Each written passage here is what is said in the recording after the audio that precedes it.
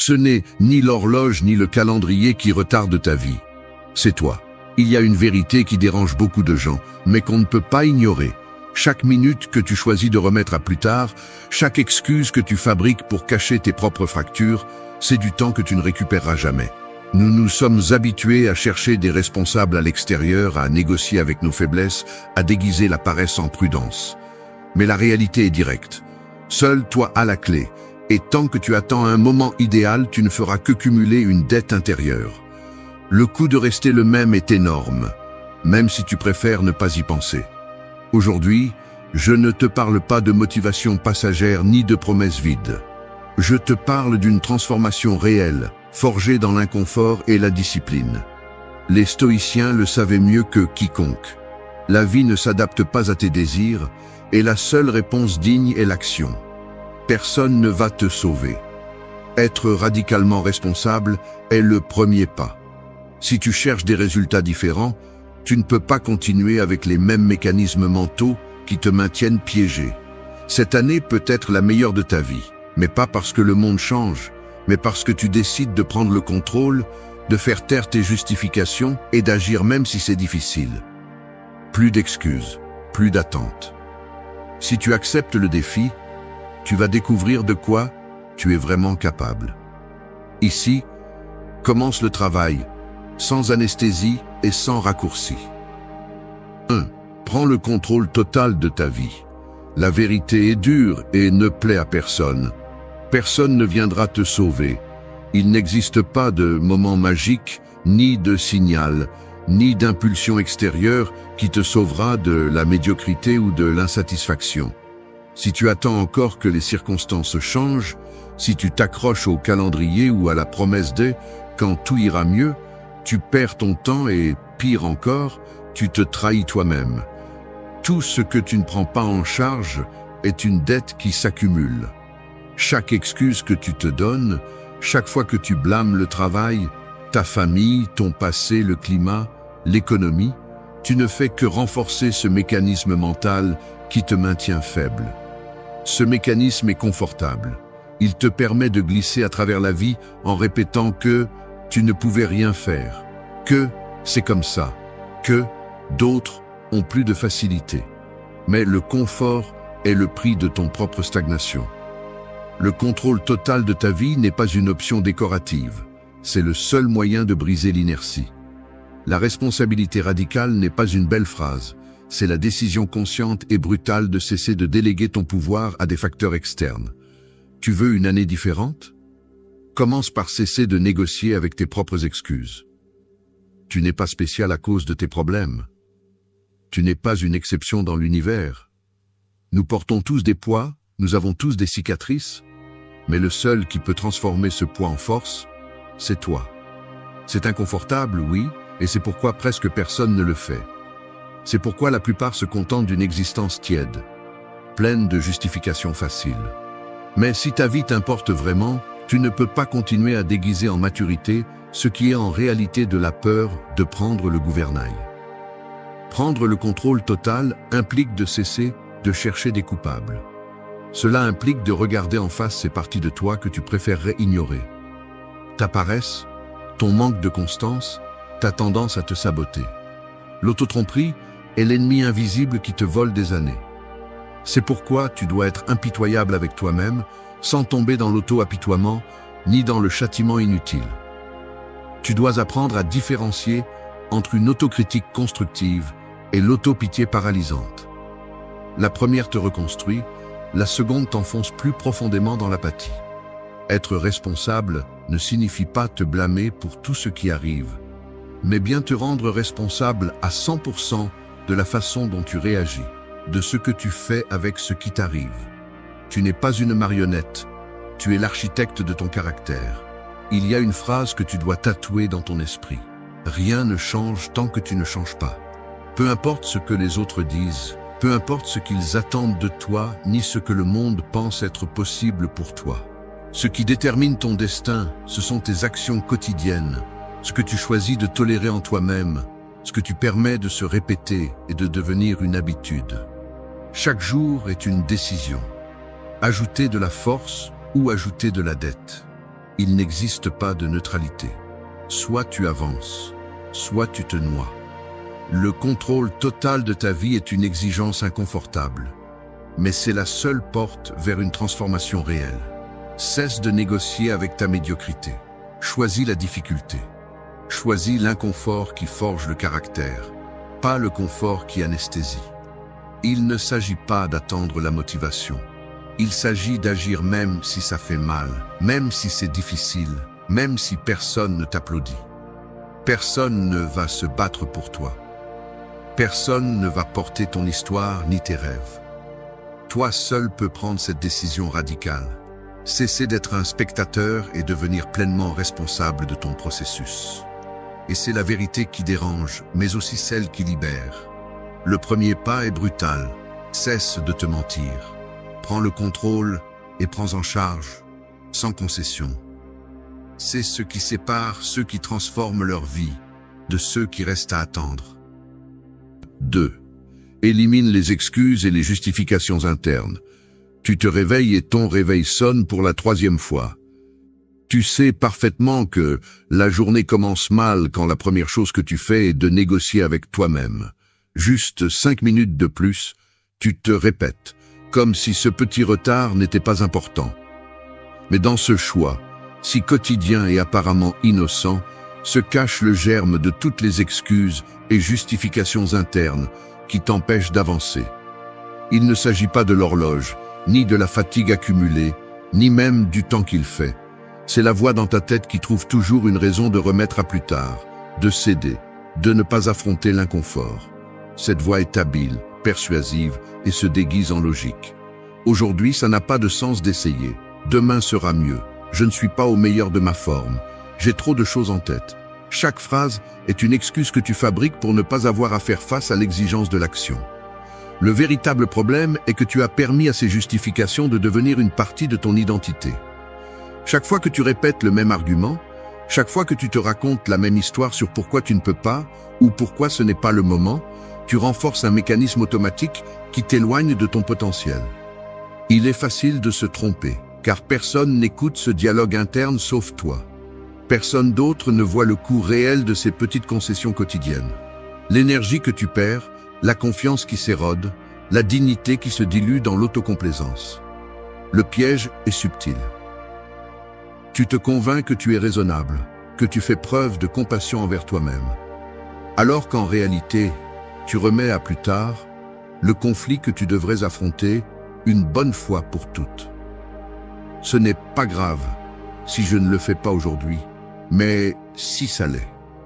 Chaque fois que tu te justifies, tu affaiblis la discipline comme un muscle qui ne s'entraîne pas. Il ne s'agit pas d'une volonté surnaturelle ni d'une force mystique. C'est un exercice d'honnêteté brutale. Pour éliminer les excuses, tu dois identifier les schémas exacts qui les déclenchent. À quel moment te permets-tu d'échouer? Quelles histoires internes répètes-tu pour ne pas te sentir mal à l'aise? Le mécanisme est presque toujours le même.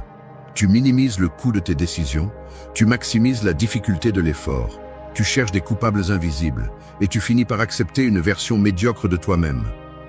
Il ne s'agit pas de t'attaquer ni d'installer une culpabilité obsessionnelle, mais de reconnaître que chaque excuse acceptée est une fracture dans le caractère que tu souhaites construire. La discipline ne se forge pas dans de grands gestes, mais dans la bataille silencieuse contre les justifications quotidiennes. Si tu t'habitues à négocier avec chaque petit défi, à donner de l'espace à cette voix interne qui adoucit ta responsabilité, ne sois pas surpris lorsque les résultats sont tièdes ou inexistants. Personne ne devient fort en justifiant sa faiblesse. Personne ne grandit en accumulant des excuses. La véritable liberté commence lorsque tu cesses d'adoucir tes propres limites et que tu décides d'agir même si tout dans ta tête cherche à te convaincre du contraire. Élimine la justification avant qu'elle ne devienne une habitude. La différence entre avancer et stagner réside dans les histoires que tu cesses de te raconter. Le jour où tu en auras assez de tes propres excuses, ton véritable changement commencera. C'est la ligne qui sépare ceux qui se réinventent de ceux qui vivent piégés dans le confort de leurs prétextes. Élimine la justification et commence à bouger même si ça fait mal. C'est ça, le courage quotidien. 3. Résiste à la difficulté sans te victimiser. Je confesse que Bien des fois, j'ai ressenti la tentation de chercher de la compassion lorsque la difficulté me submerge. Je ne le dis pas comme une pose héroïque, mais comme une vérité inconfortable. Une partie de moi veut que quelqu'un reconnaisse l'effort, valide la fatigue, donne la permission de baisser les bras, ne serait-ce qu'un instant. C'est un mécanisme subtil, presque automatique. L'esprit apprend à identifier la douleur et, au lieu de se durcir, cherche à l'adoucir à travers le récit de la victime. Et à ce stade, même si tu ne le dis pas à voix haute, ta narration interne commence à tourner autour de l'injustice, du poids excessif, de l'idée qu'il est trop demandé de te demander de la résistance. C'est la racine de l'autolimitation. La difficulté devient une excuse pour renforcer que personne ne pourrait, pour déformer la valeur réelle du défi et, surtout, pour justifier la stagnation. Mais si tu décomposes cet élan, tu découvres que se victimiser est une stratégie pour négocier avec son propre effort. Tu essayes d'obtenir une permission invisible pour abandonner, comme si la douleur était un argument suffisant pour cesser d'essayer. L'esprit est expert pour magnifier sa propre souffrance et minimiser sa capacité de réponse. Lorsque le défi devient plus difficile, le premier réflexe est souvent de chercher une sortie mentale. Se comparer, se lamenter, signaler que d'autres ont plus de facilité ou se rappeler des injustices passées pour donner un sens à la fatigue présente. Tout cela a une fonction. Réduire la pression de la responsabilité et déplacer le focus vers des facteurs que tu ne peux pas contrôler. Tu cesses d'analyser de manière stratégique comment avancer et tu entres en mode de défense émotionnelle. C'est un raccourci confortable, mais cela a un prix.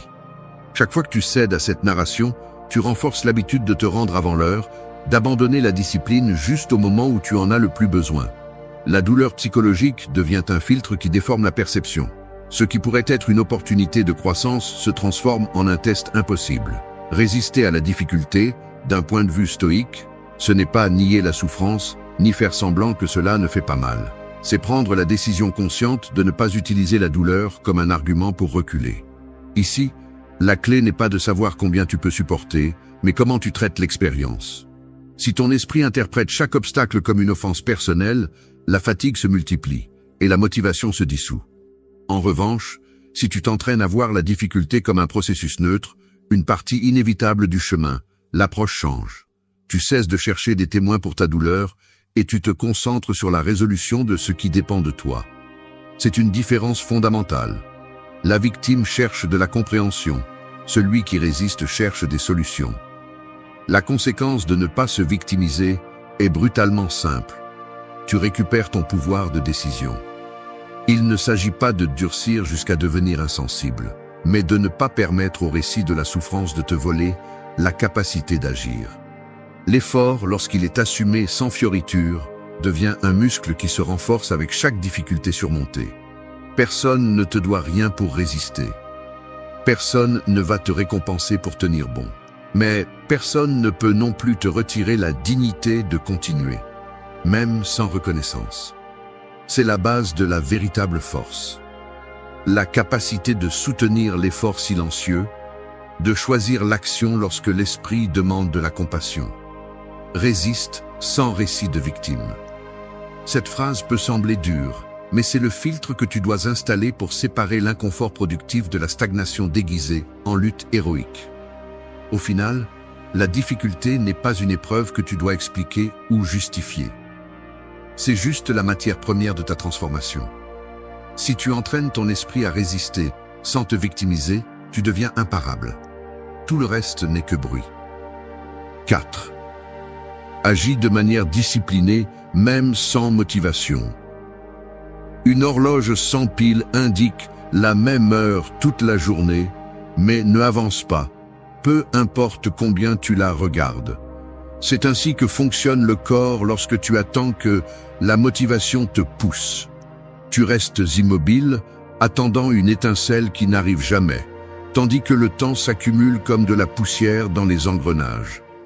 La discipline, en revanche, est cette main invisible qui oblige les aiguilles à tourner même lorsque l'élan initial s'est épuisé.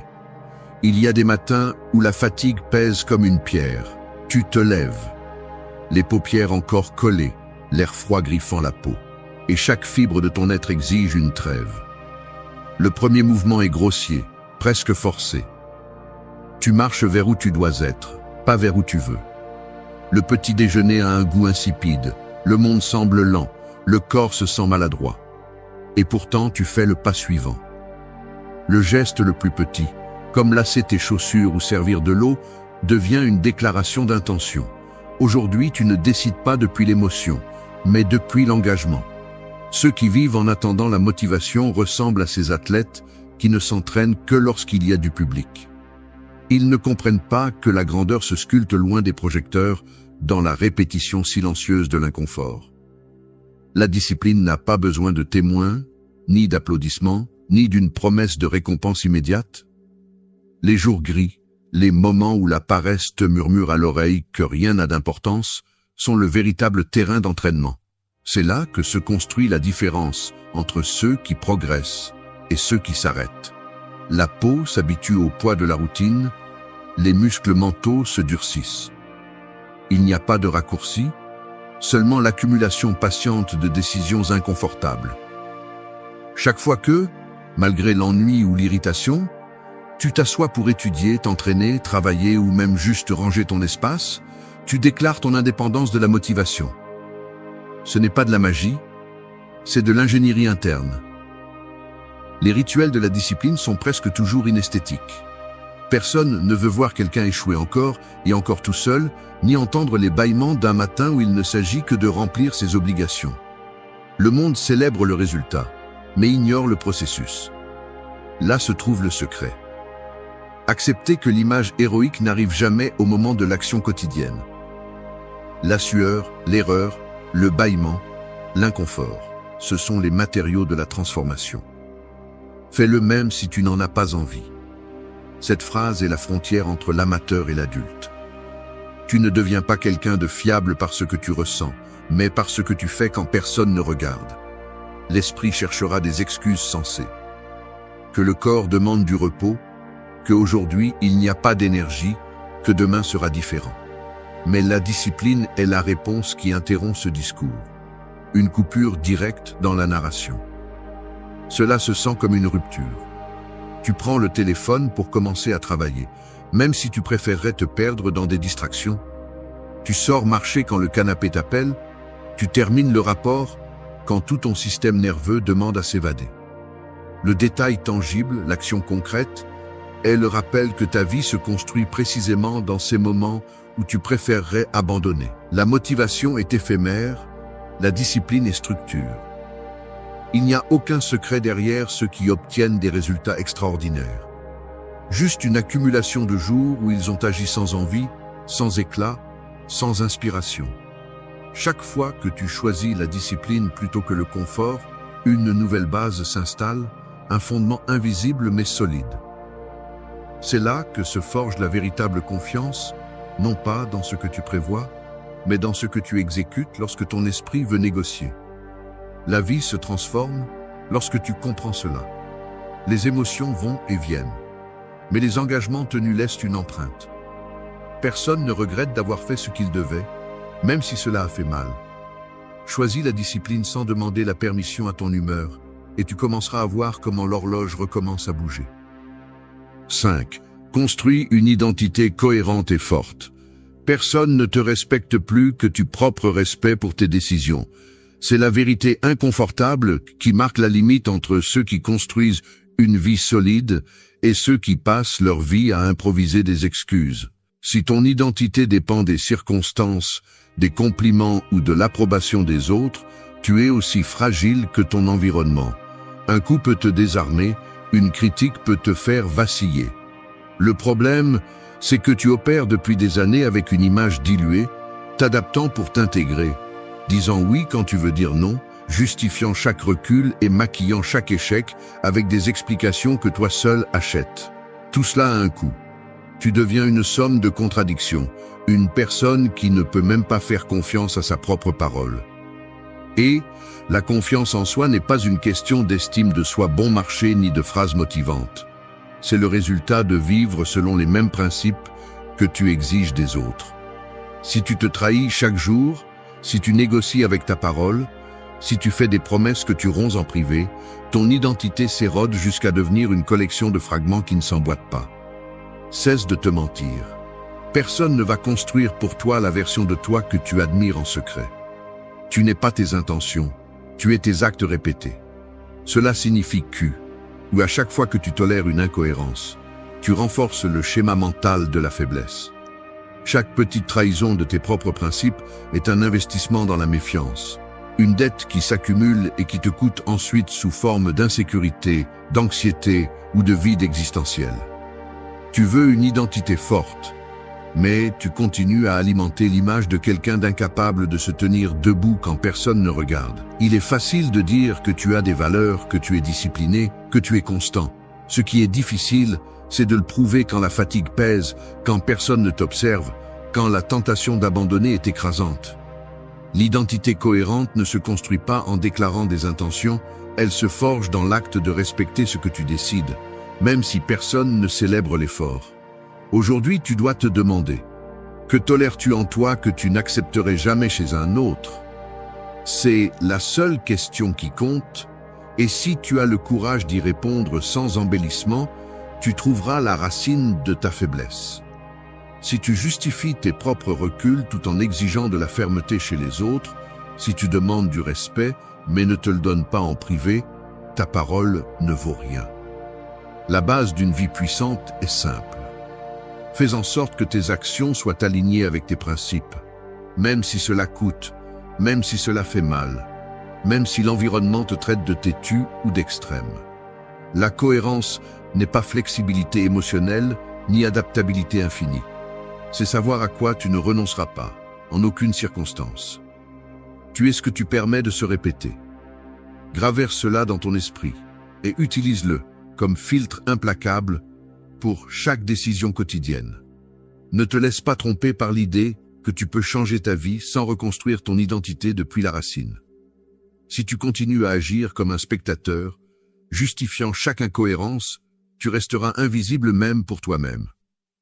Le respect de soi se construit dans le silence, dans la solitude de tes engagements quotidiens, dans la décision de ne pas négocier avec l'effort, même si personne ne te récompense. Si tu veux que ta vie change, commence par nettoyer les fractures internes.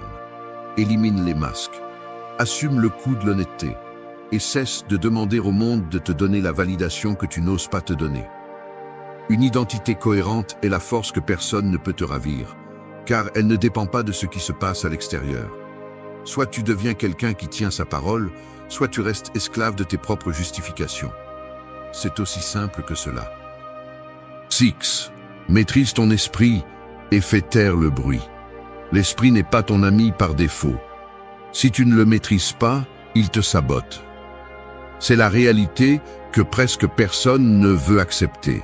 Le plus grand obstacle que tu vas rencontrer n'est pas à l'extérieur, mais dans l'espace privé de tes pensées, dans ce flux interminable d'opinions, de comparaisons, d'histoires et de doutes, qui semble avoir une vie propre. Là, dans ce dialogue interne chaotique et souvent venimeux, se décide la qualité de ta vie. Peu importe à quel point tu essayes d'être discipliné dans tes actions, si ton esprit continue d'opérer comme un ennemi déguisé, générant du bruit, anticipant des échecs, exagérant des menaces et installant des peurs. L'échec ne commence pas dans le résultat, mais dans la conversation que tu as avec toi-même avant d'agir. Personne ne t'avertit du moment exact où ton attention se fragmente et ton énergie se disperse.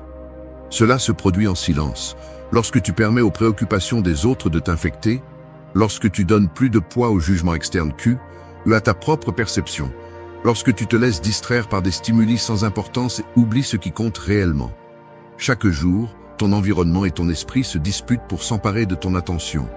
Et si tu ne deviens pas implacable dans le filtrage de ce que tu laisses entrer, tu finis par vivre une vie empruntée, adaptée aux attentes des autres et sans véritable direction. La liberté mentale ne se donne pas, elle se conquiert par le biais de la rigueur et d'une pratique consciente.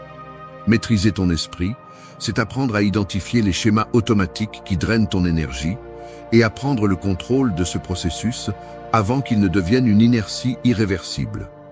Le bruit, tant interne qu'externe, est le piège le plus moderne et le plus ancien à la fois. À l'intérieur, des doutes, des reproches, des histoires d'insuffisance et d'anxiété déguisées en prudence te maintiennent en mode attente, répétant des scénarios négatifs qui ne se produisent jamais ou revivant des erreurs passées, comme si elles pouvaient définir ton avenir.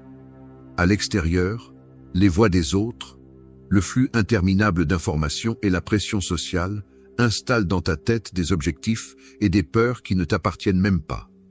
Si tu ne développes pas la capacité de créer un espace de silence stratégique, tu finis par vivre en mode réactif, répondant à des impulsions et à des attentes que tu n'as pas choisies.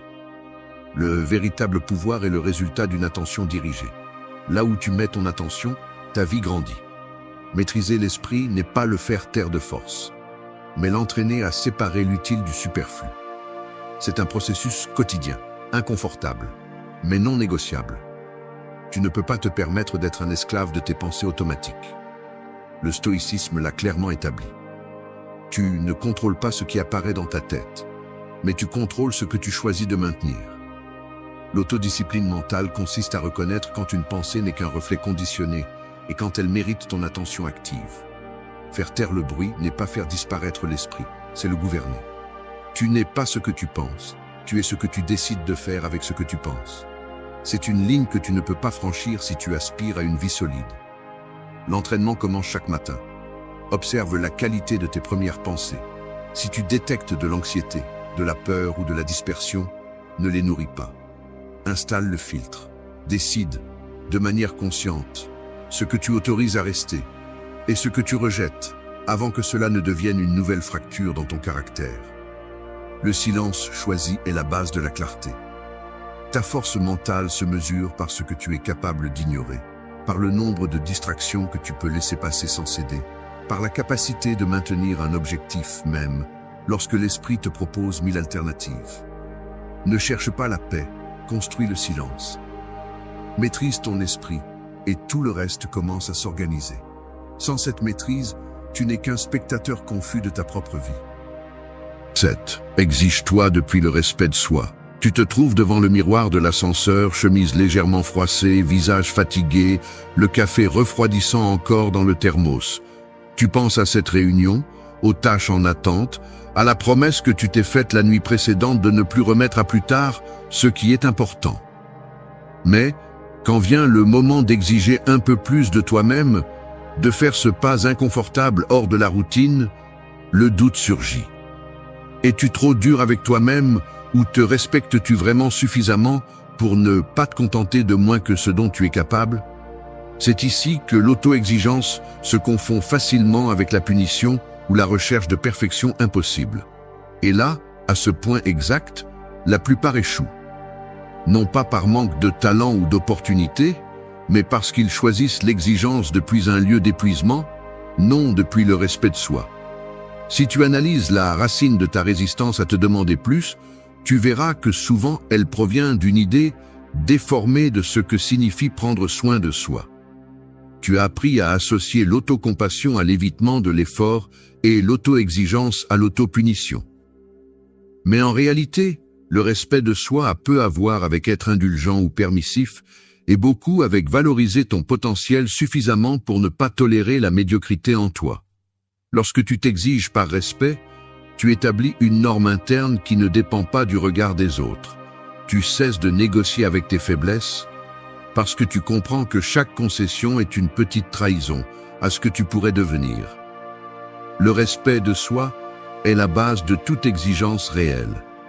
Si tu pars de là, la discipline cesse d'être une chaîne et devient une reconnaissance de ta propre valeur.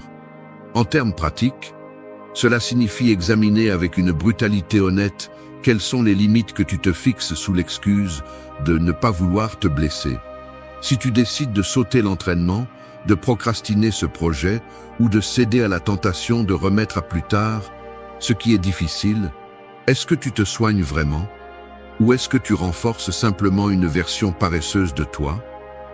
Le respect de soi exige que tu te traites comme quelqu'un de précieux, non comme quelqu'un de fragile. Cela signifie établir des règles internes qui ne se négocient pas chaque fois que l'inconfort apparaît. Chaque fois que tu choisis la facilité plutôt que ce qui est juste, tu envoies à ton esprit le message que tes objectifs valent moins que ton confort momentané. Ainsi, le cycle se répète. La norme baisse, l'auto-justification grandit, la confiance disparaît. S'exiger depuis le respect de soi n'a rien à voir avec l'autocritique destructrice, mais avec la clarté de qui tu veux devenir et l'engagement quotidien de te déplacer, même si c'est un petit pas dans cette direction. C'est réaliser que personne ne te traitera mieux que toi-même en privé. Si tu n'es pas le premier à établir tes limites, à te corriger lorsque tu t'écartes, à te demander plus lorsque le confort t'appelle, personne ne le fera pour toi. C'est ici que la stratégie mentale change. Au lieu de te demander si tu en as envie, tu te demandes si tu honores tes normes. Tu cesses de chercher une validation externe parce que tu deviens le gardien de ton propre respect. Rien ni personne ne peut t'exiger plus dignement que toi-même. La conséquence logique de cette approche est que ton auto-exigence devient le filtre qui sépare la véritable croissance de l'auto-illusion. Il ne s'agit pas de chercher l'approbation, ni de tomber dans le piège de l'hyperproductivité vide. Il s'agit de maintenir la cohérence entre ce que tu dis vouloir être et les décisions que tu prends chaque jour. Si ton respect de soi est élevé, ta discipline cesse de dépendre de la motivation ou de l'humeur. Elle devient le reflet naturel d'une identité qui ne tolère pas le statu quo. Et cette sécurité intérieure, cette solidité qui découle du fait de te tenir à tes engagements, est le plus grand investissement que tu puisses faire. L'exigence qui naît du respect de soi est la seule qui te libère. 8. Évalue et ajuste ta trajectoire chaque jour. Parfois, je me surprends à passer en revue les détails les plus minimes de ma journée, non par obsession, mais par ce mélange inconfortable de culpabilité et d'autodéfense. Il y a des fragments de la journée qui pèsent plus que je ne l'admets. Le geste automatique d'éviter un appel, le regard perdu devant un écran alors que le travail s'accumule, le petit détour de la route que j'avais promis de ne plus prendre. Ce n'est pas agréable de le reconnaître, mais la plupart des erreurs de ma vie n'ont pas été de grandes explosions, mais des accumulations imperceptibles de petits détours que j'ai choisi d'ignorer. Le corps le sait avant l'esprit. Cette fatigue subtile quand la nuit tombe et que tu sais que tu n'as pas pris le virage nécessaire à temps. L'autosatisfaction se déguise en routine et, quand tu t'en rends compte, la semaine entière s'est écoulée sans une seule décision difficile. Le problème est que personne ne viendra te signaler le détour. C'est à toi de le faire, même si cela fait mal. L'évaluation quotidienne n'est pas une pratique confortable ni agréable. Elle nécessite une franchise absolue, presque cruelle, pour regarder les faits sans embellissement. Ce n'est pas s'asseoir pour écrire des phrases motivantes ni chercher du réconfort dans ce qui s'est bien passé. C'est observer comme quelqu'un qui vérifie le solde d'un compte. Ce que tu as ajouté aujourd'hui, ce que tu as dépensé, quelles décisions ont renforcé ton caractère et lesquelles l'ont simplement mis sur pause. Les stoïciens le savaient bien. Marc Aurèle écrivait chaque soir non pas pour célébrer ses vertus, mais pour décomposer ses défauts et corriger sa trajectoire le lendemain. La véritable transformation se construit là, dans ce moment inconfortable où tu admettes ce que tu as toléré en toi-même, ce que tu as reporté, ce que tu as décidé de regarder ailleurs. L'honnêteté envers soi-même est le début du progrès. Cette phrase courte renferme toute la brutalité de l'auto-examen. Il n'y a pas d'avancée possible si tu te permets le luxe d'ignorer tes propres fractures. Le corps te parle aussi par des gestes concrets. Le froncement de sourcils lorsque tu te demandes un peu plus, la tension dans les épaules quand tu sais que la journée n'a pas été suffisante, la respiration contenue en repassant mentalement cette conversation que tu as évitée par peur du conflit. Chaque petit symptôme physique est un signe, un indicateur qu'il y a quelque chose à corriger. L'ignorer, c'est choisir la cécité. Y prêter attention et ajuster est l'acte le plus radical de respect de soi. Le jour où tu t'habitues à franchir la porte de chez toi, sans te demander où tu as échoué, tu commences à abandonner ton propre processus. L'auto-évaluation n'est pas une punition, c'est un entraînement. C'est le seul moyen d'entraîner l'esprit à ne pas répéter les mêmes justifications de toujours. Ajuster la trajectoire n'est pas faire de grandes promesses, ni se réinventer chaque lundi, mais avoir le courage de modifier la direction chaque jour. C'est regarder en face cette décision qui te dérange, cette habitude que tu résistes encore à changer, ce détail qui semble mineur mais qui, répété, finit par déformer toute ta trajectoire. Personne ne devient une version puissante de soi-même en fuyant l'examen quotidien. La différence entre avancer et stagner réside dans la capacité à ajuster, même d'un seul degré, ce qui ne fonctionne pas. Le progrès n'est pas une coïncidence, c'est une correction constante.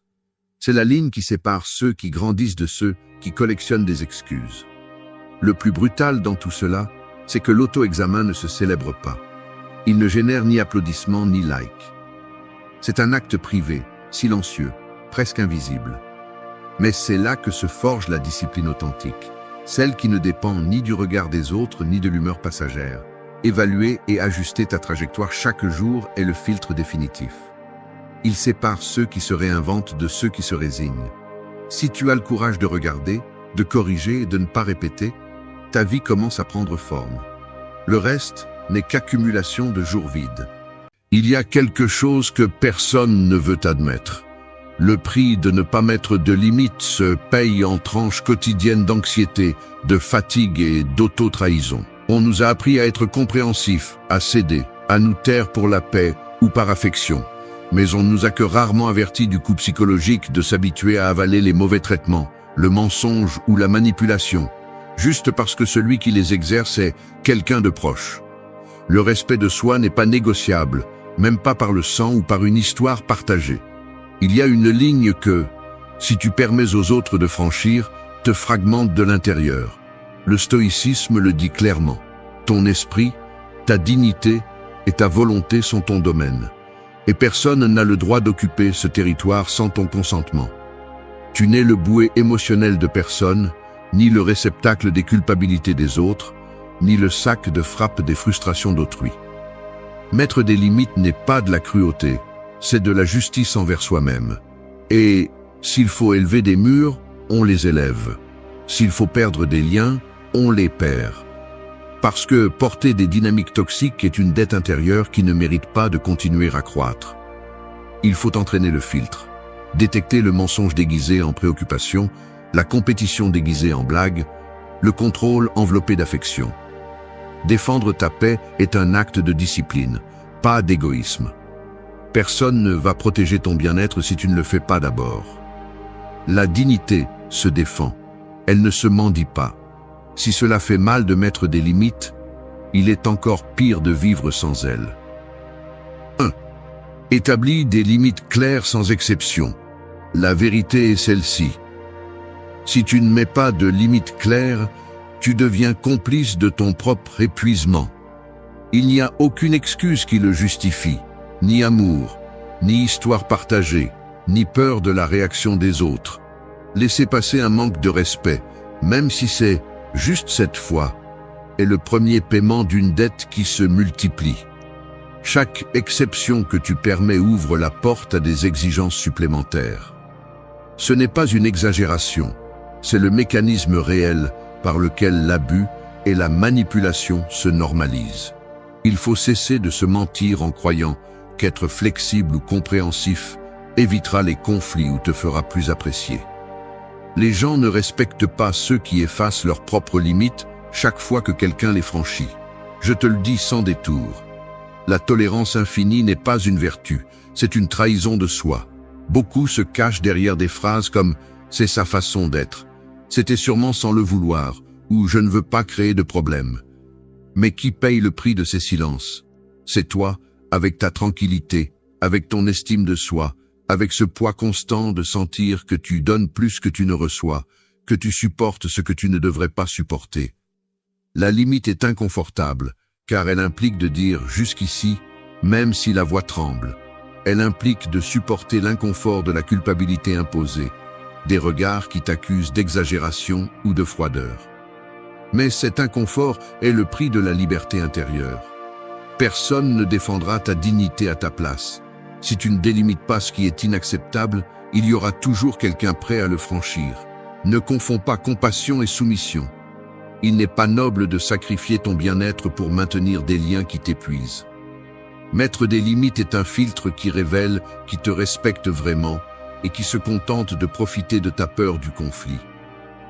Si quelqu'un est offensé par ce que tu t'affirmes, cette relation était déjà déséquilibrée depuis longtemps. Les justifications émotionnelles sont le piège parfait pour continuer à supporter l'intolérable. Mais la réalité est simple. Ce que tu permets une fois, tu le signes pour toujours. Le respect s'exige, il ne se mendie pas. Ne te laisse pas tromper en croyant que le temps arrangera les choses. Reporter la limite ne fait qu'étendre l'épuisement. Personne ne change parce que tu t'adaptes davantage.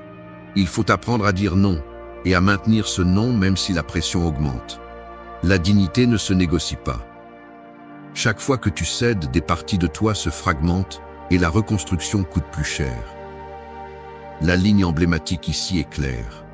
Cède une fois et tu perdras 10 fois. Il n'y a pas de santé mentale possible dans l'auto-anéantissement. La limite est ton bouclier, pas ta prison. Ne justifie pas la malhonnêteté répétée. Tu vas chez quelqu'un de proche, tu dînes avec la famille, les conversations coulent entre rires et commentaires inoffensifs, mais tout à coup, tu remarques une histoire racontée à moitié, un détail omis, une version différente de celle que l'on t'a donnée la semaine dernière. Ce n'est pas la première fois. Parfois, c'est un petit détail, d'autres fois, c'est une question importante. Mais la réaction automatique est de minimiser, de te convaincre que ce n'est pas si grave, que peut-être tu as mal compris ou que n'importe qui peut se tromper. C'est ainsi que commence le mécanisme. Ton esprit cherche des raisons pour adoucir l'inconfort, pour éviter le conflit de confronter quelqu'un que tu apprécies. Intérieurement, la négociation commence. Je ne veux pas avoir l'air paranoïaque, mieux vaut ne pas en faire tout un drame, c'était sûrement pour une bonne raison. C'est là que tu te pièges. Chaque fois que tu justifies un mensonge répété, même avec des excuses bienveillantes, ton cerveau normalise la tromperie et entraîne ta tolérance à la trahison. La confiance, qui devrait être un pilier, devient un pari incertain. L'anxiété surgit de ne pas savoir quand quelque chose sera vrai et quand ce ne sera qu'une version commode. Le coup psychologique est réel, la vigilance constante commence, l'analyse des mots et des gestes, le poids de sentir que rien n'est vraiment solide. La malhonnêteté répétée n'est pas un accident, c'est un choix. Celui qui ment une fois peut se tromper. Celui qui le fait plusieurs fois montre un schéma. Et ce schéma ne se brise pas parce que tu cherches des explications, mais parce que tu décides de ne plus l'accepter. L'autotromperie ici est le pire ennemi. Tu te dis que c'est pour éviter le drame, pour protéger le lien, mais en réalité, tu te protèges simplement de la douleur d'accepter que quelqu'un de proche te déçoit. Il est plus confortable de penser que tu exagères, que tout a une raison cachée, que personne n'est parfait. Mais ce filtre déforme ta perception et affaiblit ton estime de soi. Maintenir une relation où l'honnêteté est optionnelle est un investissement émotionnel qui entraîne des pertes. La tranquillité ne peut pas coexister avec le doute constant. Demande-toi combien d'énergie tu dépenses à revoir des conversations, à rassembler des pièces pour comprendre ce qui est réel et ce qui ne l'est pas. Cet investissement de temps et de santé mentale devient une dette impossible à rembourser. Tu n'es pas obligé de tolérer la tromperie ni de la justifier pour préserver l'harmonie. Si tu cèdes ici, tu t'habitues à vivre sur un terrain instable. La vérité. Celui qui te respecte ne te cache rien. L'honnêteté est le sol solide de toute relation authentique. Ne te rabaisse pas à accepter moins. Défendre ta paix n'est pas de l'égoïsme, c'est une survie psychologique. Ligne iconique. Le mensonge répété est une fracture dans le caractère de celui qui le tolère. Il faut choisir l'inconfort de la vérité plutôt que le faux réconfort d'une relation basée sur des mensonges. Si tu dois justifier l'injustifiable, tu as déjà perdu trop. 3. Évalue ton temps, exige de la réciprocité. Parfois, je ressens une gêne si précise qu'elle ressemble à une confession embarrassante. Il y a des moments où je remarque, presque comme une alarme interne, que je consacre mes heures, mes idées et même mon énergie émotionnelle à des personnes qui à peine le remarquent. Et ce n'est pas de la colère, c'est un mélange amer de conscience et de résignation. Comme si je payais des factures avec du temps que je ne vais jamais récupérer. Il est facile de se tromper en croyant que la générosité est toujours une vertu, que céder de l'espace, de l'attention et de la disponibilité est un signe de maturité émotionnelle. Mais c'est l'une des tromperies les plus coûteuses de la vie adulte. La réalité est que le temps que tu donnes à quelqu'un est un investissement, et quand il n'y a pas de réciprocité, ce qui semble être un don se transforme en abandon de soi. Ici, je ne parle pas seulement de relations amoureuses, je parle d'amitié, de famille, même de ces engagements sociaux où tu donnes et donnes, espérant qu'un jour l'équilibre viendra simplement par logique. Mais l'équilibre n'est pas automatique. La réciprocité n'est pas une récompense pour un bon comportement, elle doit être exigée clairement et maintenue avec cohérence. Lorsque tu permets qu'on te confonde avec une ressource inépuisable, tu commences à remarquer les symptômes. Réponse tardive, plan où tu es toujours l'option de dernier recours, conversation où tes problèmes occupent la dernière place.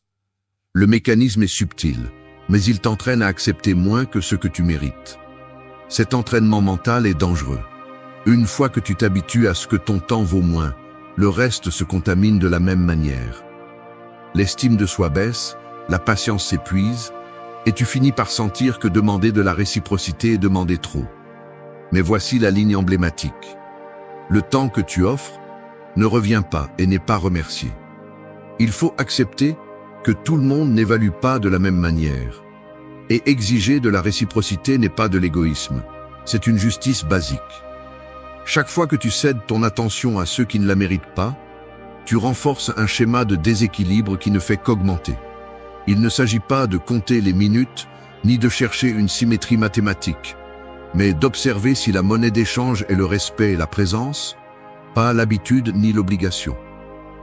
La stratégie ici est de cesser de justifier le déséquilibre avec des explications compatissantes. Il ne s'agit pas de devenir calculateur, mais de reconnaître que ton temps est limité et que le donner sans critères clairs, c'est permettre aux autres de le mépriser. Le respect de son propre temps est un filtre. Celui qui ne l'évalue pas, n'évalue pas non plus ton essence. La réciprocité n'est pas une exigence capricieuse, c'est la base de tout lien sain. Lorsque tu t'habitues à donner trop et à recevoir trop peu, l'épuisement devient une routine et la frustration une norme. C'est pourquoi la décision la plus difficile et la plus libératrice est de commencer à choisir avec qui et pourquoi tu investis tes minutes. Ligne emblématique. Évalue ton temps et les autres le feront, ou tu perdras tout. Tu n'as pas à donner d'explication pour protéger ton énergie. Le respect commence par la façon dont tu gères ta propre vie, et exiger de la réciprocité est la manière la plus convaincante de préserver ta dignité. 4. Le respect de soi est non négociable. Il y a une sensation aussi physique que mentale lorsque vous manquez de respect envers vous-même. C'est comme enfiler une chemise qui n'est pas à votre taille, sentir chaque couture vous serrer et ne pas pouvoir l'enlever, parce que, d'une manière absurde, vous croyez que c'est votre seule option. Dans le miroir, vous ne remarquez pas la différence immédiatement, mais les gestes se tendent. La main qui hésite avant de se défendre, le dos qui se courbe un peu plus chaque jour, le regard qui évite le contact lorsque quelqu'un franchit la ligne. C'est un processus silencieux, mais évident, comme voir la peinture d'un mur s'écailler peu à peu sans oser la repeindre. Le respect de soi n'est pas un accessoire, ni un vêtement que vous pouvez changer selon le climat. C'est le seul véritable manteau contre le froid de l'indifférence des autres et de l'auto-anéantissement.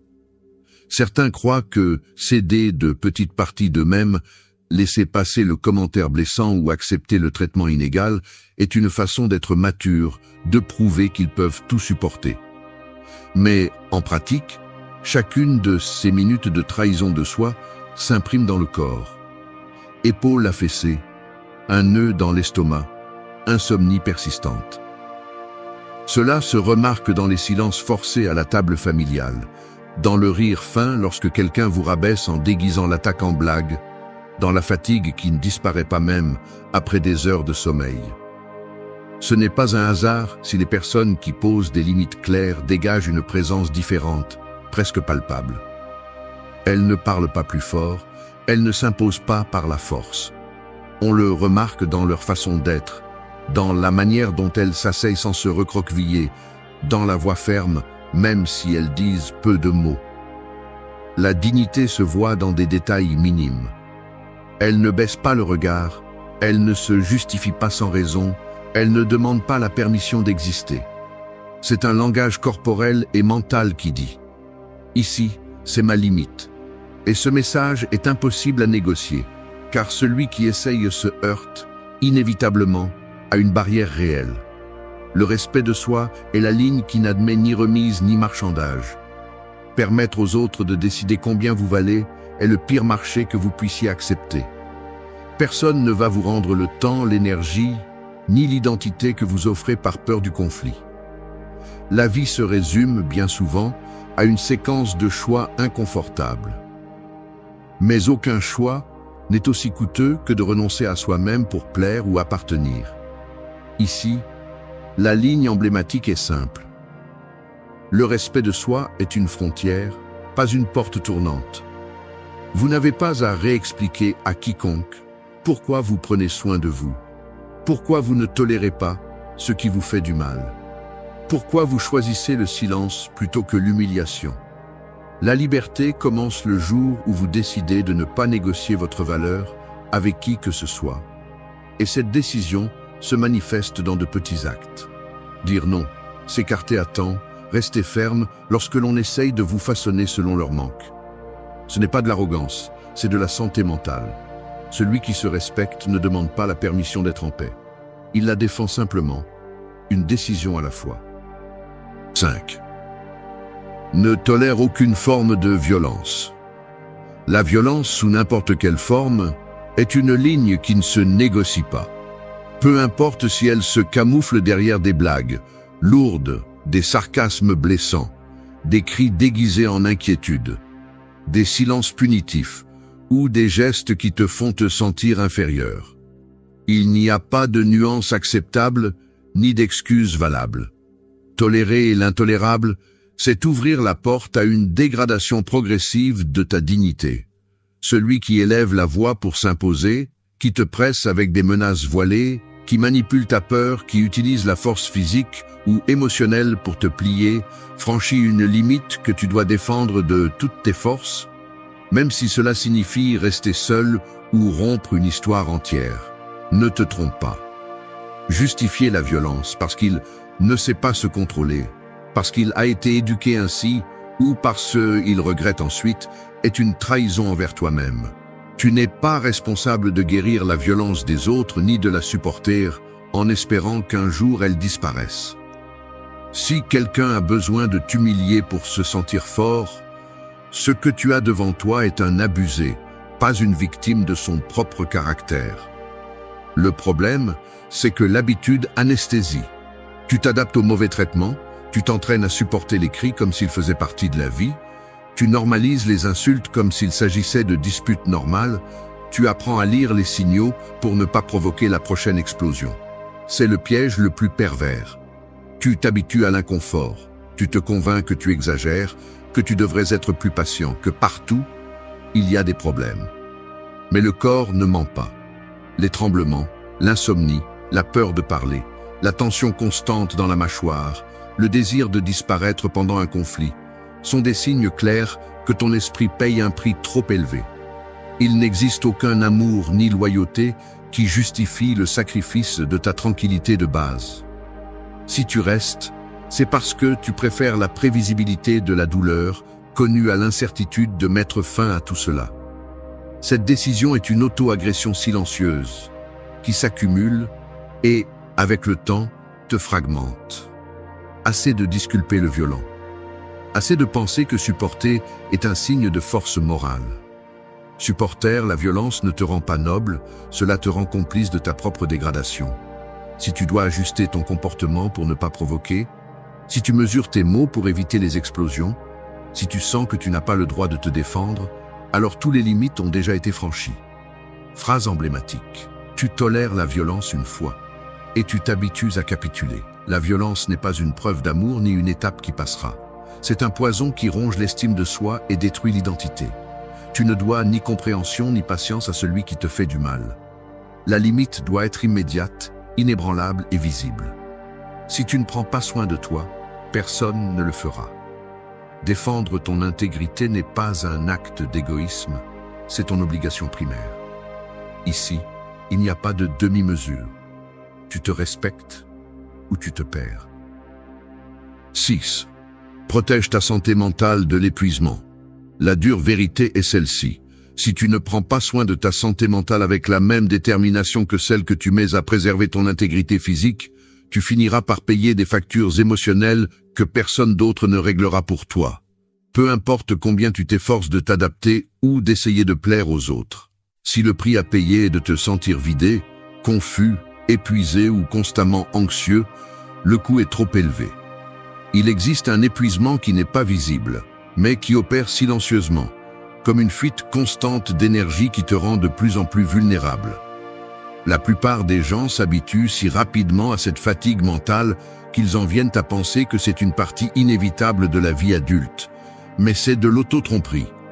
L'épuisement psychologique a des symptômes clairs.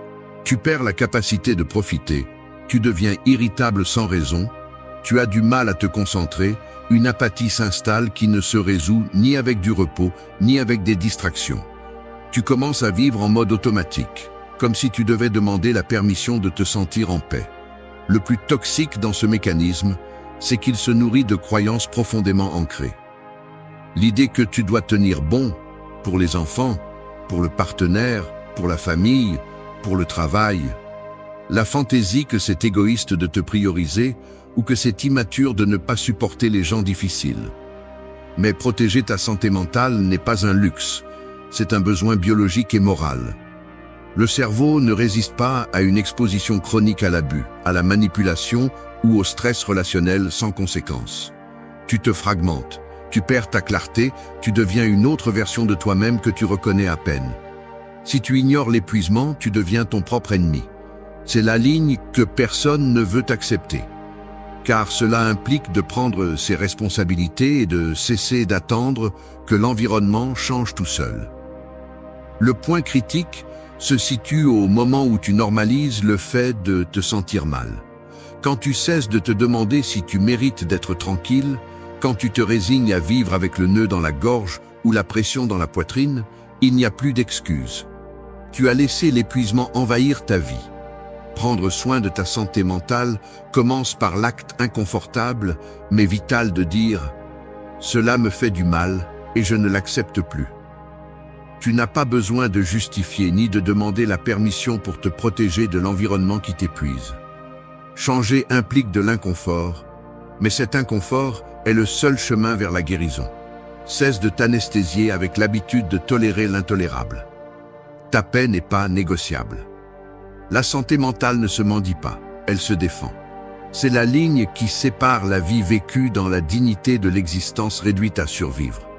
Le reste n'est qu'un épuisement accumulé et la facture arrive toujours. 7. Ne permets pas la manipulation émotionnelle. T'es en plein milieu d'une conversation familiale ou de couple et soudain, tu remarques comment le ton change, comment l'autre personne commence à te rappeler tout ce qu'elle a fait pour toi, combien elle a renoncé ou à quel point elle se sent mal si tu ne réponds pas à ses attentes. Il n'y a pas de cri, pas d'insulte, juste une pression silencieuse, un discours soigneusement élaboré pour te faire sentir que céder est la bonne chose à faire, que dire non est être insensible ou ingrat. Cette scène, si commune et si subtile, est la base de la manipulation émotionnelle. Un mécanisme où la culpabilité, l'obligation ou la peur deviennent des outils pour altérer tes décisions.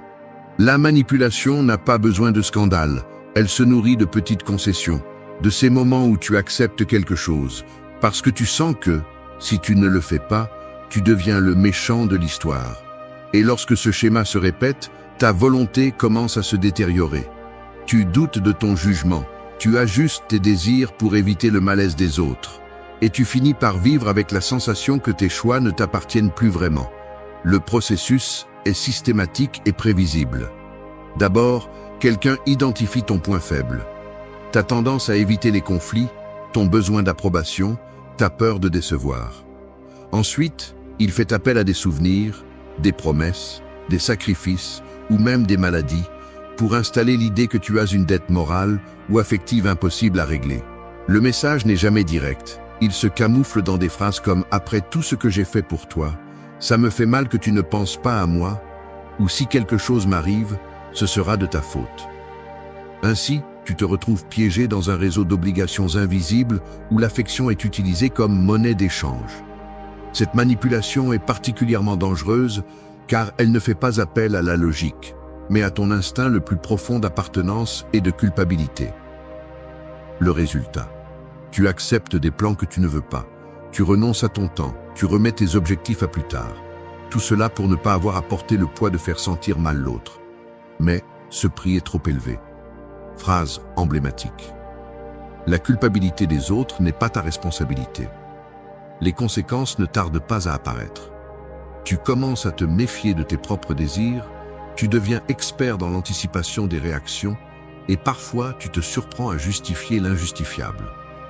La manipulation émotionnelle affaiblit l'identité et laisse une empreinte durable. Il est beaucoup plus difficile de dire non. Tu te sens égoïste chaque fois que tu priorises ton bien-être et tu tombes dans le piège de penser que ta valeur dépend de combien tu cèdes. Ici, il faut être très clair. Aucune relation saine ne se construit sur la base de la culpabilité ou du chantage affectif. La première étape est d'identifier le jeu, de comprendre que tu n'as pas à payer avec ta tranquillité pour maintenir l'équilibre de l'autre. Tu n'es pas responsable du bonheur des autres, est une règle à se tatouer mentalement. Rompre le cycle implique de supporter l'inconfort de décevoir, d'être accusé de froideur ou de distance. Mais cet inconfort est préférable à vivre dans une dette émotionnelle permanente. Le respect de soi se défend, il ne se négocie pas. La manipulation ne prospère que là où il y a peur de perdre. Si tu ne te perds pas toi-même, rien ne peut vraiment te être retiré. 8. Rejette les comparaisons blessantes. Je confesse qu'il m'arrive parfois de remarquer comment, au milieu d'une conversation apparemment innocente, quelqu'un lance une comparaison comme on laisse tomber une pierre dans un lac tranquille.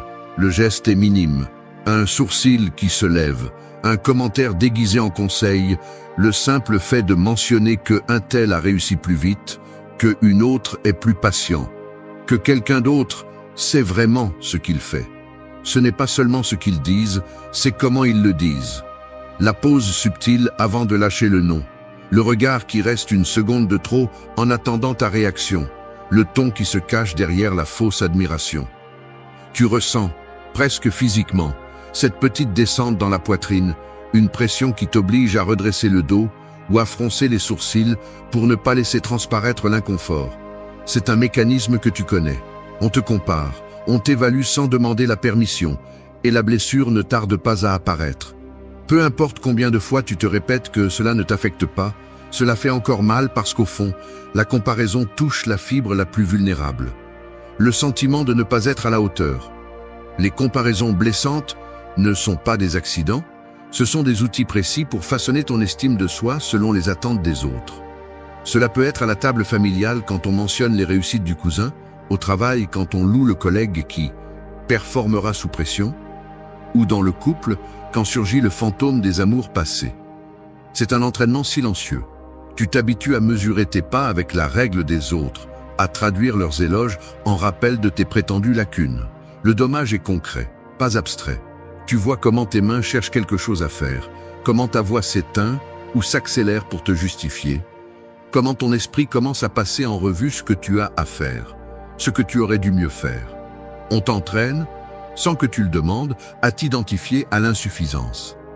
Accepter des comparaisons destructrices, c'est signer un contrat invisible avec l'autocritique impitoyable. Chaque fois que tu permets à quelqu'un de te mesurer avec des critères que tu n'as pas choisis, tu renforces l'idée que ta valeur dépend d'une compétition imaginaire et éternelle. Ce n'est pas de l'humilité, c'est de l'abandon de soi. Personne n'a le droit d'utiliser les réussites des autres comme un fouet, ni de pointer tes délais ou tes manières comme des défauts, simplement parce qu'ils ne correspondent pas à leur scénario mental. La comparaison est une dette qui ne se règle jamais. Il y aura toujours quelqu'un de plus réussi, de plus obéissant, de plus rapide. Si tu tombes dans ce jeu, ton identité se dissout et devient une somme d'attentes que tu ne finis jamais de satisfaire. Phrase emblématique. Tu n'es la copie de personne, ni le brouillon d'une autre vie.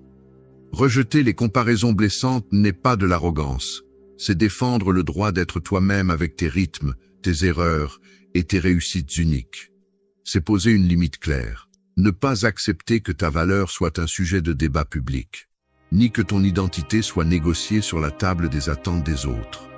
Protège-toi de ceux qui nomment les autres pour te faire sentir moins. Le respect de soi exige de lever des barrières invisibles face aux comparaisons. Tu regardes droit devant, tu soutiens ta voix, tu fais clairement comprendre que ton processus n'est pas ouvert à la compétition. Ce n'est qu'ainsi que tu reprends le contrôle sur ton histoire. Phrase emblématique. Te comparer, c'est te perdre. Ne négocie pas ta singularité. 9. Couper les liens avec la trahison constante. Il y a un moment où la trahison cesse d'être un choc et devient une routine. Comme si boire de l'eau contaminée tous les jours vous apprenait à ne pas remarquer le goût amer, jusqu'à ce qu'un jour votre organisme ne supporte plus et s'effondre. C'est ainsi que fonctionne la tolérance à la déloyauté répétée. Ce n'est pas un accident, c'est une décision soutenue, une habitude qui vous déforme à chaque tromperie, chaque promesse rompue, chaque secret dans votre dos. L'auto-illusion ici est brutale. Vous vous convainquez que tout le monde échoue, que personne n'est parfait, que peut-être vous avez une part de responsabilité pour ne pas être à la hauteur.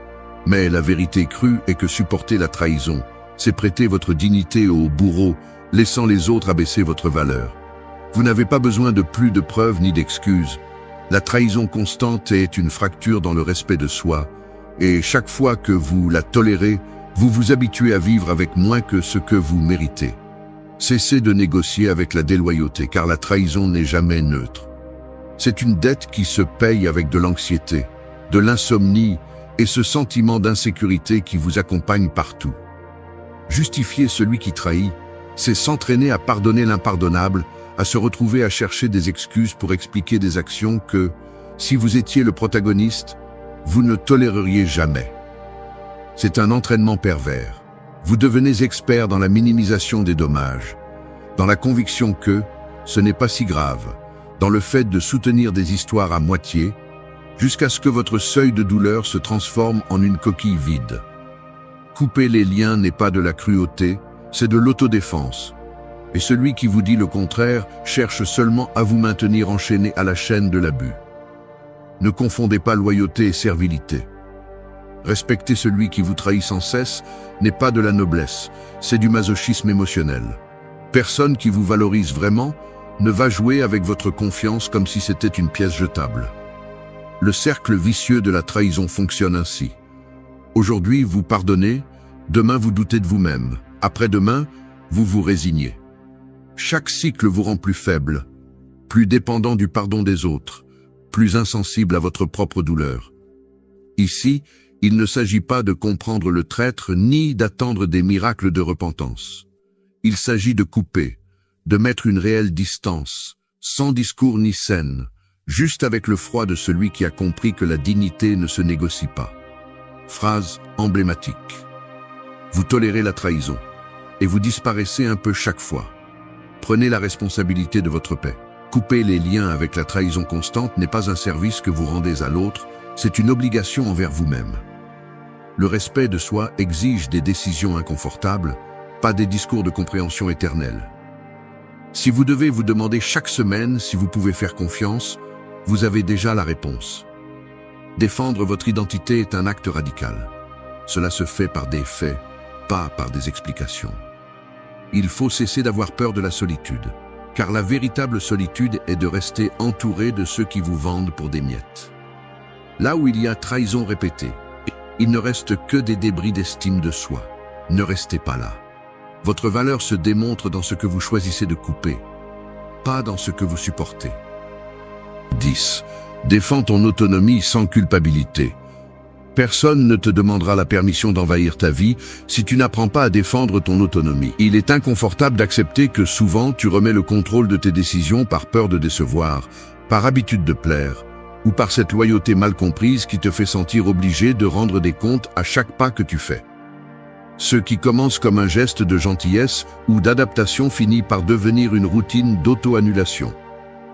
Tu demandes avant d'agir, tu cherches l'approbation avant de choisir, et tu te surprends à céder des espaces que tu sentais auparavant comme les tiens. Le mécanisme est silencieux.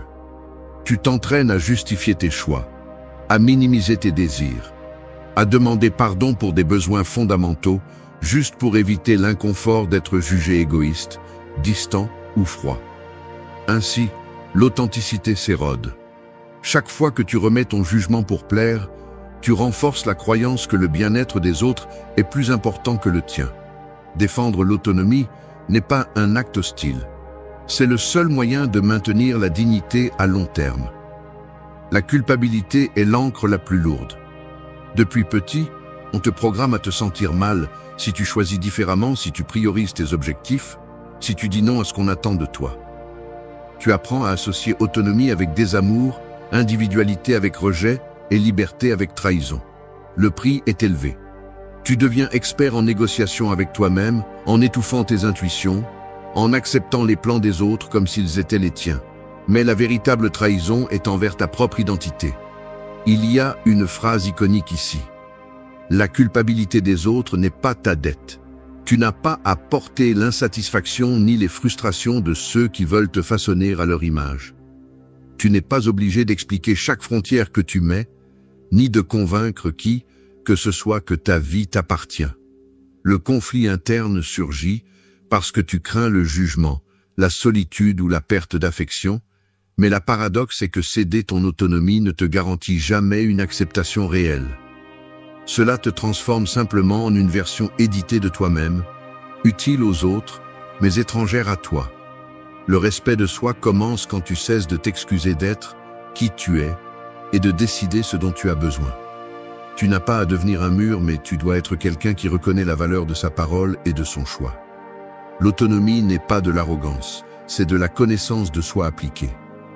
Le simple acte de dire « Voici ce que je décide pour moi » est une déclaration d'indépendance émotionnelle qui désarme souvent ceux qui cherchent à te contrôler. Tu ne peux pas vivre en paix si chaque décision génère de la culpabilité. La véritable maturité est de comprendre que ton autonomie est un droit, pas un privilège que quelqu'un te concède. La défendre, même au prix de déranger les autres, est la plus grande démonstration de respect de soi. Phrase iconique. Autonomie sans culpabilité. Le bouclier invisible de la santé mentale. Ce que tu ne défends pas, tu le perds. Si ta vie devient une somme de concessions forcées, tu finis par être un spectateur de ta propre histoire. Choisir, maintenir et ne pas demander pardon pour cela. C'est là que commence la véritable liberté. Personne ne naît avec une carapace de sécurité. Cette image intouchable que beaucoup projettent est en réalité le résultat d'années de lutte silencieuse contre des doutes qui érodent de l'intérieur. L'insécurité n'est pas seulement un murmure inconfortable, c'est un mécanisme mental qui sabote chaque pas, remet en question chaque réussite et transforme l'opinion des autres en une sentence. Vivre ainsi, c'est comme porter une dette interne qui ne se termine jamais de se payer. Chaque jour s'ajoute plus d'intérêt, plus de poids, plus de fatigue psychologique. Ce qu'on ne dit pas souvent, c'est que, bien que le monde essaie de te vendre des formules rapides, la véritable sécurité ne se hérite pas ni ne se feint. Elle se construit et souvent au prix de fractures douloureuses dans le caractère. Ici, nous n'allons pas adoucir la réalité. L'insécurité t'isole, te fait perdre des opportunités et, si tu ne t'en occupes pas, finit par te voler la vie sans que tu t'en rendes compte.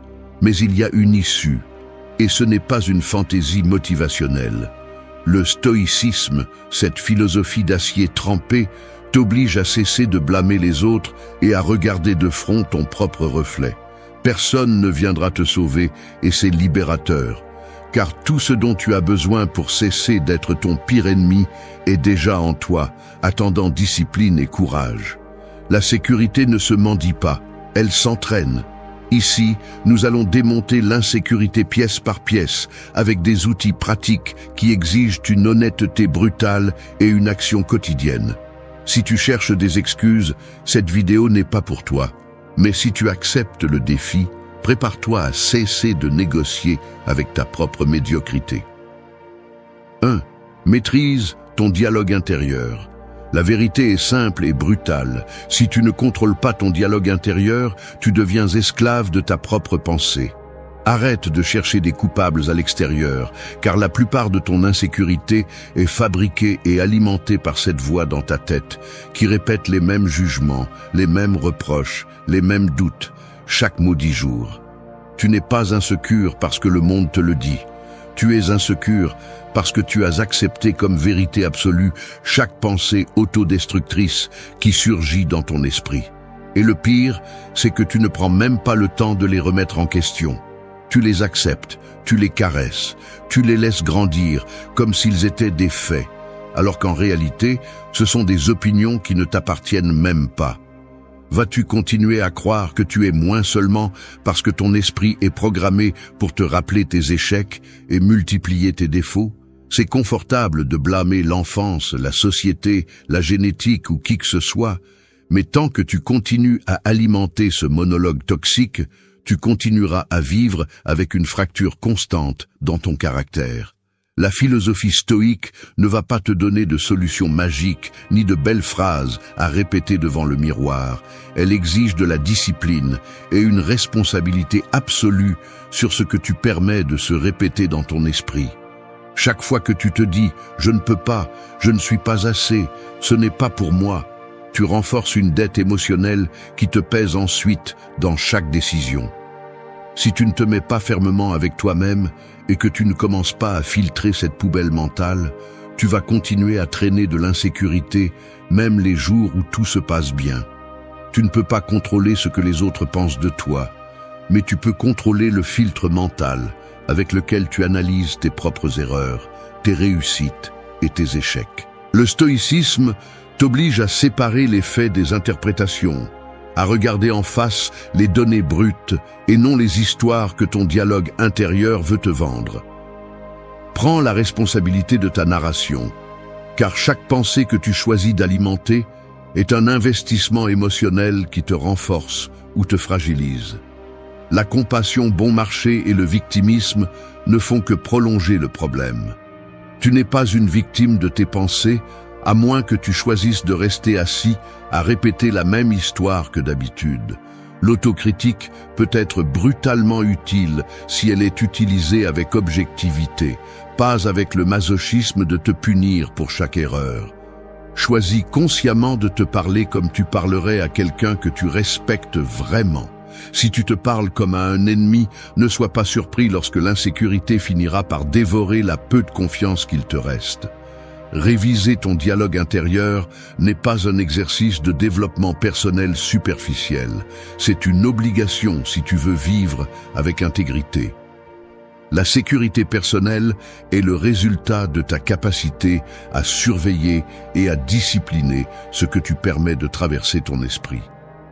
L'admettre est difficile, mais c'est nécessaire. Une grande partie de ta souffrance est volontaire, car tu n'as jamais fait l'effort réel de remettre en question tes pensées les plus nuisibles.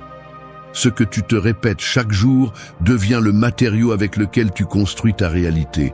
Ne te parle pas comme un traître, ne te parle pas comme un ennemi. Si tu veux dominer l'insécurité, commence par arrêter de négocier avec tes pensées autodestructrices et mets de l'ordre dans ton esprit. Parce qu'à la fin, la voie la plus dangereuse n'est pas celle de l'extérieur, c'est celle que tu as à l'intérieur et à laquelle tu as donné un pouvoir qu'elle ne mérite pas. Tu veux avancer? Discipline ton dialogue intérieur. L'esprit s'entraîne ou te enterre. 2. Réponds, ne réagis pas. Tu te lèves tard parce que le réveil a sonné et que tu l'as ignoré. Tu es déjà en retard au travail. Le trafic te met de mauvaise humeur et dès que tu arrives, le premier courriel que tu ouvres est une critique déguisée en suggestion. Ton estomac se retourne, ta respiration s'accélère un peu, ta mâchoire se serre. Tu te diriges directement vers ton bureau, mais au lieu de répondre calmement au courriel, tu es pris par l'envie de donner une réponse impulsive, presque automatique, comme si quelqu'un à l'intérieur de toi appuyait sur un bouton rouge. Et ainsi, un jour de plus, tu laisses ce qui se passe à l'extérieur dicter ce qui se passe à l'intérieur. Ton humeur va et vient selon les stimuli, comme si tu étais une marionnette des émotions. Ce schéma se répète, un regard étrange de quelqu'un, une mauvaise nouvelle, un mot mal placé, et tu ressens la même impulsion de réagir, comme si ta dignité était en jeu à chaque microseconde. C'est là que commence le cycle. D'abord le stimulus, puis la réaction immédiate, et ensuite le regret, ce poids que portent ceux qui ne gèrent pas leurs propres ressorts internes. Ce que tu ne vois pas, ou ce que tu n'as pas voulu voir, c'est que l'insécurité se nourrit précisément de ces réactions automatiques. Ce n'est pas seulement ce qui se passe, c'est comment tu sautes devant ce qui se passe, comme si ta valeur dépendait de chaque événement externe. Chaque fois que tu réponds sans filtre, que tu te laisses emporter par le première impulsion, tu renforces la croyance que tu n'as pas de véritable contrôle sur toi-même. Et cette idée, même si tu ne l'exprimes pas à voix haute, ronge ton estime de soi. La philosophie stoïque martèle ce point. Entre ce qui se passe et ce que tu fais, il y a un espace, et cet espace est le seul territoire qui t'appartient réellement. Personne ne peut l'envahir, à moins que tu ne le permettes. Mais si tu ne le reconnais pas et ne le défends pas, ta journée et tes émotions restent à la merci de tout contretemps, commentaire ou geste extérieur. Il y a un mécanisme invisible derrière chaque réaction incontrôlée. L'habitude d'interpréter tout comme une menace personnelle. L'esprit, entraîné à l'autodéfense, détecte des problèmes là où il n'y en a pas et active le pilote automatique de l'émotion. Le cœur s'accélère, le sang monte à la tête et avant que tu ne t'en rendes compte, tu as déjà dit ou fait quelque chose dont tu regrettes ensuite. Répondre implique quelque chose de différent. Cela nécessite d'interrompre ce cycle. Il ne s'agit pas de devenir froid ou indifférent, mais de faire une pause minimale, mais vitale. L'autocontrôle n'est pas de la répression, c'est le pouvoir de choisir. Tu ne peux pas choisir ce qui t'arrive, mais tu peux choisir comment le traiter. Et là se trouve la véritable différence entre réagir et répondre. Dans la distance que tu crées entre le stimulus et ta décision. La réponse consciente est l'un des outils les plus sous-estimés pour démonter l'insécurité.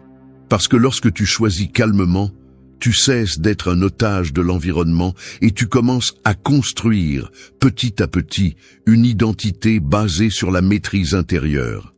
Chaque fois que tu parviens à répondre au lieu de réagir, tu accumules du respect de soi. C'est un investissement émotionnel silencieux mais puissant. Tu n'es pas le reflet de tes impulsions, tu es le résultat de tes choix. Tu veux une véritable sécurité. Maintiens cette pause intérieure. Le calme est une discipline sous pression. Cela et rien d'autre est la véritable base de la confiance. 3. Arrêtez de chercher l'approbation extérieure. Il n'est pas agréable de l'admettre, mais pendant des années, j'ai vécu en fonction de ce que les autres pensaient de moi. Chaque petit signe d'approbation était comme une dose de soulagement temporaire, et chaque geste de désapprobation, une alarme intérieure qui me forçait à corriger le tir pour ne pas perdre cette validation. Le problème, c'est que lorsque votre valeur dépend de facteurs externes, vous devenez un mendiant émotionnel. Votre estime de soi devient un compte bancaire que seuls les autres peuvent remplir ou vider. Et chaque interaction est une transaction où vous êtes toujours en désavantage. Le mécanisme est subtil, mais dévastateur. Vous commencez à façonner vos mots, vos gestes et même vos opinions pour vous conformer à ce que vous pensez que l'on attend de vous. Ce n'est pas de l'authenticité, c'est une survie sociale déguisée en gentillesse. Le résultat, une sensation permanente de déficit, une dette existentielle qui ne se solde jamais parce que, peu importe vos efforts, l'approbation des autres est toujours volatile et conditionnelle. L'insécurité personnelle se multiplie chaque fois que vous faites du regard extérieur votre juge principal. Analysons le circuit. D'abord, surgit le désir d'être accepté, car nous associons être accepté à avoir de la valeur.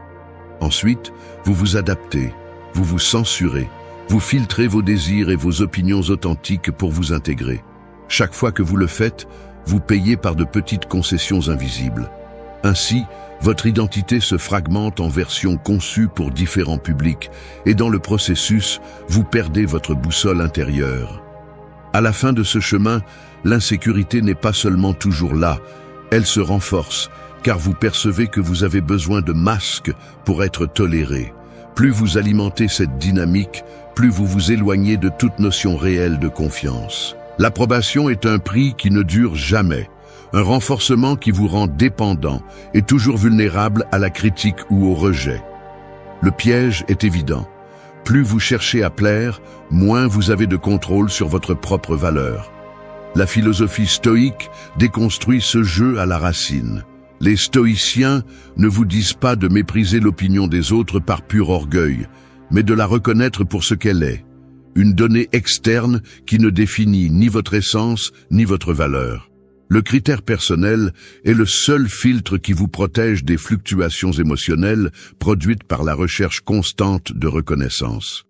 Lorsque vous cessez de négocier votre identité pour de l'approbation, vous vous libérez d'une dépendance chronique qui ne vous apportera jamais la paix. Le respect des autres, s'il arrive, est une conséquence, pas un objectif. L'objectif réel est de maintenir la cohérence interne, d'agir selon vos principes et de maintenir cette direction même lorsque personne n'applaudit. Si votre sécurité dépend des autres, elle ne sera jamais à vous. Elle sera toujours empruntée. Le processus exige une révision brutale de vos motivations quotidiennes. Il faut se demander, avec une honnêteté inconfortable, combien de vos décisions sont contaminées par le désir d'être acceptées. Combien de fois dites-vous oui pour ne pas déranger? Combien de fois taisez-vous votre véritable opinion pour ne pas risquer le rejet? Chaque concession s'ajoute à un compte qui, tôt ou tard, vous coûtera cher, sous forme de ressentiment, de fatigue et d'un sentiment de vide que vous ne comprenez pas tout à fait. Cesser de chercher l'approbation extérieure ne signifie pas devenir insensible ni arrogant. Cela signifie rediriger l'énergie vers ce que vous pouvez contrôler, vos actions, votre intégrité, votre propre opinion sur vous-même. Lorsque vous comprenez cela, quelque chose change. Vous cessez d'être un acteur secondaire dans la vie des autres et commencez à écrire votre propre scénario. La véritable sécurité ne se mendie pas. Elle se construit dans la solitude et se démontre en public. Si vous cherchez une validation, vous vous vendez à bas prix. Si vous agissez avec discernement, vous gagnez du respect pour vous-même. Et c'est un investissement qui ne perd jamais de valeur. 4. Tiens tes engagements envers toi-même. Traverser une pièce dans l'obscurité totale, sachant que chaque pas dépend de ta mémoire et de ta volonté, et non de la lumière, t'oblige à faire confiance à quelque chose de plus profond que l'évidence. C'est ça, tenir des engagements envers soi-même, avancer même quand personne ne regarde, ne applaudit, ni exige. La plupart des gens attendent des projecteurs externes pour agir, mais la véritable sécurité se forge dans cette pénombre quotidienne où seul toi sais si tu as fait ce que tu as promis ou si, une fois de plus, tu t'es trahi en silence. Pense à la sensation physique de remettre à demain cette tâche que tu as juré de terminer aujourd'hui. Le corps se rétracte légèrement, la poitrine reste tendue et l'estomac ressent un malaise qui ne disparaît pas rapidement. Tu n'as pas besoin de témoins. L'inconfort est la facture interne que tu paies chaque fois que tu romps une promesse envers toi-même. L'insécurité grandit juste là, dans ce solde négatif d'engagement brisé, dans cette constance invisible de petites décisions reportées. La discipline personnelle n'est pas une prison, c'est un refuge. C'est l'acte de te maintenir dans ce que tu décides, même si la motivation s'est évaporée depuis des heures. Il suffit d'observer celui qui se promet de se lever tôt, de lire une page, de faire de l'exercice, et qui finit par céder à la première fatigue. Les gestes sont petits, le réveil qui s'éteint avec agacement, le livre qui reste fermé sur la table, les baskets qui ne s'attachent jamais. Chaque manquement se ressent dans le corps, même si tu le couvres d'excuses rationnelles. Ces détails s'accumulent, et le pire, c'est que l'esprit n'oublie jamais ses propres défaites. Le respect de soi ne se construit pas avec de beaux discours, mais avec l'accumulation quotidienne de faits, même minimes, qui prouvent que tu peux te faire confiance. Tenir ta parole envers toi-même est le seul contrat qui ne prescrit pas et n'admet pas de renégociation sans conséquence.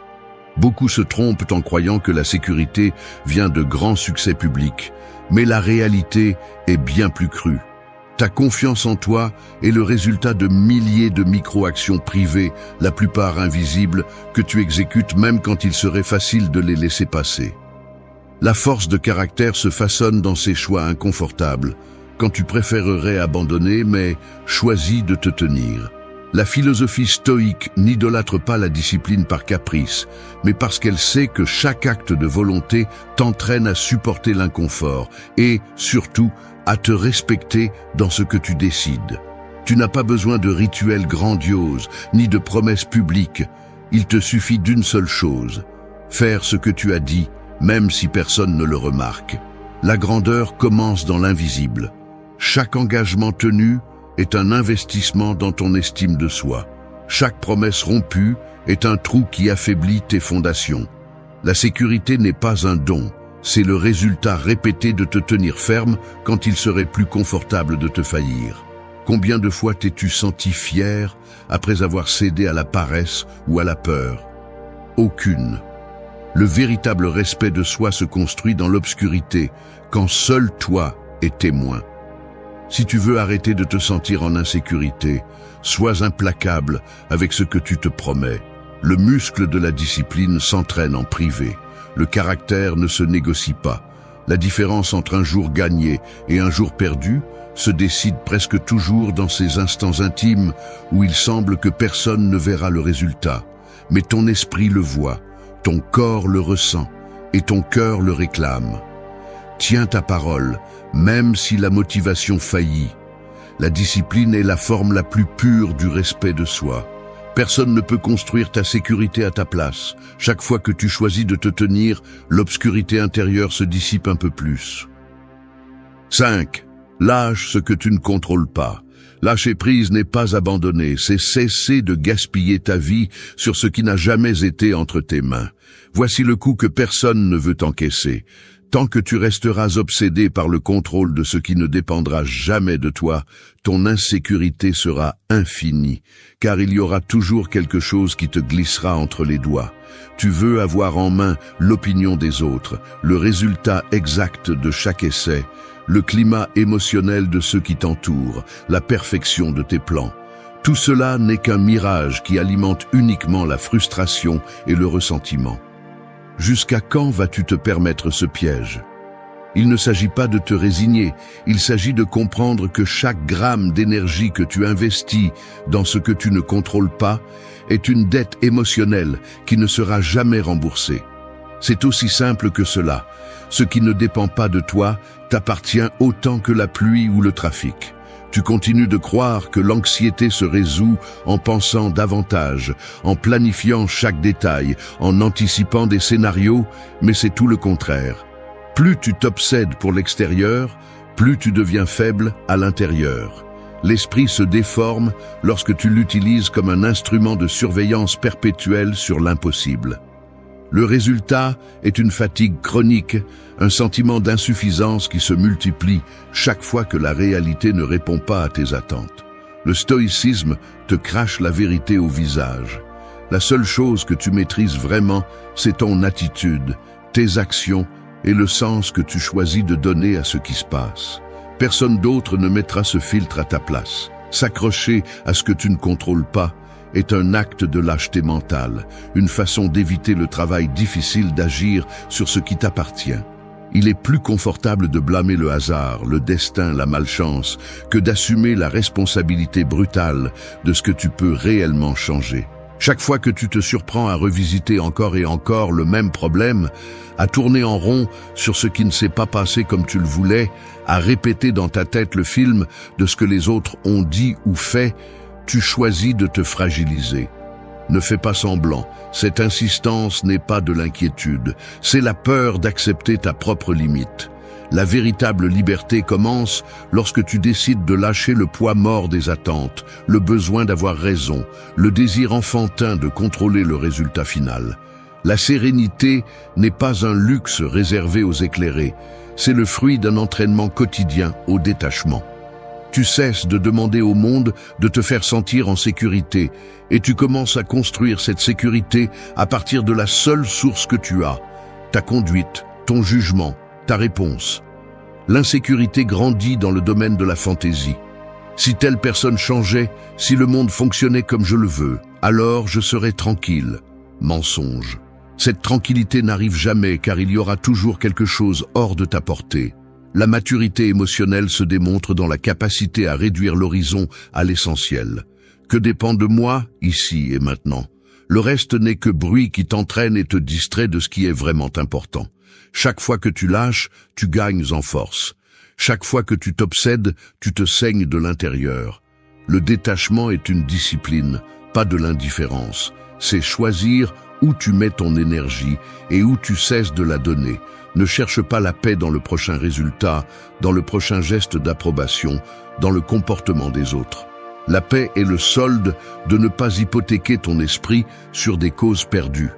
Apprends à lâcher ce qui ne t'appartient pas. Ce n'est qu'alors que ta sécurité cesse de dépendre du hasard et commence à avoir des racines propres. La véritable liberté est de cesser de négocier ta tranquillité avec ce que tu ne pourras jamais contrôler. C'est cela la maturité et c'est cela le pouvoir. 6. Agis même avec peur. La peur ne va pas disparaître. C'est la vérité que personne ne veut accepter, mais qui définit la différence entre ceux qui avancent et ceux qui passent leur vie à attendre de se sentir prêts. Attendre que la peur disparaisse est l'excuse parfaite pour ne rien faire. L'esprit cherche des garanties, mais la vie n'en offre jamais. L'insécurité se déguise en prudence, en logique, en 1000 raisons de reporter ce que tu sais que tu dois faire. Mais sous ces justifications se cache un mécanisme beaucoup plus primitif, la peur de s'exposer, de se tromper, d'échouer, de ne pas être à la hauteur de ses propres attentes. Là, dans ce coin où le corps se tend, l'esprit invente des scénarios et l'anxiété s'accumule comme un poids sur la poitrine. Se joue le véritable match. Ce n'est pas la situation qui te paralyse, c'est l'interprétation que tu construis sur le risque. Tu deviens expert dans l'anticipation du pire résultat, dans l'alimentation du doute, dans la collection d'excuses sophistiquées pour ne pas bouger. Tu appelles cela « attendre le bon moment ». Mais au fond, tu es juste en train d'entraîner l'impuissance. Le piège mental le plus courant est de croire que la sécurité arrive avant l'action, comme si tu devais d'abord te sentir courageux pour ensuite oser. Mais cela fonctionne exactement à l'inverse. Le courage est la conséquence d'agir malgré la peur, pas la condition préalable pour commencer. Chaque fois que tu procrastines, tu renforces l'idée que la peur est plus grande que toi. Chaque fois que tu te forces à bouger, même si ta voix intérieure te dit de t'arrêter, tu construis une confiance qui ne s'estompe pas face au premier obstacle. L'esprit enregistre ces moments. L'occasion où tu as parlé même si tu tremblais à l'intérieur, le jour où tu as dit oui à une responsabilité qui te mettait au défi, l'instant où tu ne t'es pas laissé freiner par l'inconfort de te sentir vulnérable. Ces micro-décisions, presque invisibles pour le monde, sont la base de tout respect de soi. Personne ne peut te donner la sécurité que tu ne te construis pas toi-même. La philosophie stoïque ne romantise pas la peur, mais ne la diabolise pas non plus. Elle la reconnaît comme une réaction naturelle, un signe que ce qui est en jeu t'importe. Mais le stoïcisme exige que tu examines la racine de la peur. Est-ce vraiment une menace ou juste une perception déformée par tes propres croyances ? La plupart des peurs actuelles ne sont ni physiques ni mortelles. Elles sont sociales, émotionnelles, imaginaires. Tu crains le ridicule, le jugement, le rejet, de ne pas répondre aux attentes que tu t'es imposées ou que tu absorbes des autres. Le problème est que plus tu négocies avec ces peurs, plus leur ombre devient grande. Il n'y a pas de raccourci. La seule façon de réduire le pouvoir de la peur est de la traverser. Action. Pas débat interne. Mouvement, pas paralysie réflexive. La sécurité authentique est une conséquence, jamais une condition préalable. Attendre de ne plus avoir peur est une autre façon de se rendre en silence. L'action est la seule véritable thérapie contre l'insécurité. Chaque pas que tu fais, même s'il est petit et même si la peur t'accompagne, est une déclaration d'indépendance mentale. Il ne s'agit pas de devenir téméraire, mais de décider que la peur ne dicte pas tes limites. Le courage n'est pas l'absence de peur, c'est choisir d'avancer en portant ce poids. Fais ce que tu dois faire, précisément parce que tu as peur. C'est la seule façon de te prouver qui commande vraiment dans ta vie. Avance, même si le doute crie. La peur est un conseiller, pas un geôlier. 7. Sois brutalement honnête avec vous-même. Vous rentrez du travail et bien que la journée n'ait pas été particulièrement mauvaise, une gêne vous poursuit. Vous consultez votre téléphone, vous vous distraisez avec n'importe quoi, vous mangez plus que de raison, ou vous vous promettez que demain, vous allez vraiment commencer à fond, mais au fond de vous, vous savez que vous vous évitez. L'esprit est habile à inventer des excuses et à justifier de petits échecs. Mais le soir, quand le bruit diminue et que personne ne vous regarde, la vérité apparaît sous la forme d'un inventaire inconfortable. Ce que vous avez remis à plus tard, ce que vous n'avez pas dit, ce que vous avez fait semblant de ne pas voir. Éviter cette révision interne est le mécanisme préféré de l'insécurité, car vivre dans le déni semble moins douloureux qu'accepter, de front, vos propres incohérences. Mais ignorer vos angles morts ne fait qu'alourdir le poids que vous traînez chaque jour. L'honnêteté brutale envers soi-même n'est pas une pose ni une phrase à la mode, c'est un outil chirurgical. L'insécurité prospère dans le terreau fertile de l'auto-tromperie. Minimisez vos défauts, exagérez vos réussites, vous cachez derrière des justifications, fabriquez des récits où il y a toujours un « mais » pour chaque résultat médiocre. Le mécanisme est simple. Moins vous osez regarder vos limitations en face, plus vous laissez de place à la doute et à la culpabilité. Cette dette interne s'accumule et finit par se manifester sous forme d'anxiété, de sentiment d'imposture ou de cette fatigue existentielle qui vous fait sentir qu'il vous manque toujours quelque chose pour être tranquille. Personne ne vous oblige à vivre ainsi, mais il est plus facile de se raconter des histoires que de déconstruire le récit et d'accepter les données brutes. Si vous examinez les schémas de ceux qui ont une sécurité intérieure solide, vous verrez que la différence ne réside pas dans l'absence d'erreurs, mais dans la capacité à les admettre sans anesthésie. L'auto-analyse lucide est inconfortable, car elle oblige à démonter les excuses avec lesquelles vous vous protégez. Cessez de blâmer le contexte, les circonstances, la chance ou la génétique, et commencez à identifier, avec des noms et des prénoms, les décisions qui vous sabotent. Il ne s'agit pas de vous punir, mais de pratiquer une vigilance impitoyable sur vos récits les plus confortables. L'esprit cherchera toujours l'option la moins douloureuse, couvrir, distraire, reporter. Mais le véritable avancement exige de la précision. Quelles sont les conduites que vous répétez, même si vous savez qu'elles vous affaiblissent? Quelles décisions vous coûtent cher en estime de soi parce que vous refusez de les affronter? Ce n'est qu'en nommant la fracture que vous pouvez commencer à la réparer. Le stoïcisme ne vous demande pas la perfection, mais il exige une transparence interne. Être honnête avec soi-même n'est pas un acte ponctuel, c'est un entraînement quotidien pour éliminer la distorsion et mettre sur la table ce qui compte vraiment. L'autosatisfaction est l'ennemi de la sécurité, la rigueur son allié silencieux. La plus grande trahison n'est pas d'échouer, mais de vous mentir sur la cause de l'échec. Le caractère se définit par la capacité à se regarder sans filtre et sans embellissement, aussi inconfortable que cela puisse être. Si vous n'osez pas admettre vos manques, vous finissez par construire une identité fragile, soutenue par des fictions qui ne résistent pas au premier contretemps. Il y a un respect de soi qui ne naît que lorsque vous vous confrontez à votre reflet sans maquillage mental. Vous ne pouvez pas négocier avec la réalité, ni vous convaincre que tout va bien, si au fond, vous savez que vous vous évitez.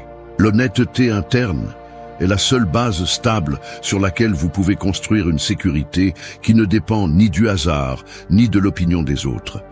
Acceptez vos points faibles, donnez-leur un nom, et décidez si vous allez continuer à tolérer ce déficit ou si vous allez agir. La transparence est liberté. Se mentir est une condamnation invisible. Personne ne franchit la porte de la sécurité personnelle en portant des fictions sous le bras. 8. Protège ton esprit de l'environnement toxique. J'admets quelque chose qui me dérange plus que je ne le voudrais.